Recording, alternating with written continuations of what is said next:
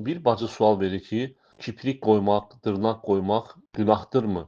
Və həmçinin bildirir ki, bir bacı dırnaqlarını və həmçinin də ətini dişi ilə yeyir, qoparır. Yəni bu pis bir vərdişdir onda və bildirir ki, əgər dırnaq qoysa, onda bu pis vərdişi tərk etməsinə səbəb olacaq. Yəni belə olan halda icazə verilmir. Cavab budur ki, heç bir halda dırnaq qoymaq, kiprik qoymaq icazəli deyil, qadağandır və bu Allahın yaratdığını dəyişmək sayılır. Həmçinin dırnaq qoymaq dəstəmazın demək kamil şəkildə alınmasına maneədir. Qoyulan dırnaqlarla alınan dəstəmaz səhih sayılmır. Çünki su dırnağın altına keçmir və dəstəmazda da şərtdir ki, dəstəmaz əzalarının hamısına su dəyməlidir. Ona görə də bacı əgər sualda qeyd olunduğu kimi pis vərdişləri varsa, yəni dırnağını yemək kimi, əti yemək kimi, qoy başqa vasitələrdən istifadə eləsin. Lakin dırnaq qoymasın. Çünki dırnaq qoymaq qeyd elədiyim kimi həm Allahın yaratdığını dəyişmək, həmçinin namazlara maneə sayılır, dəstəmaza maneə sayılır.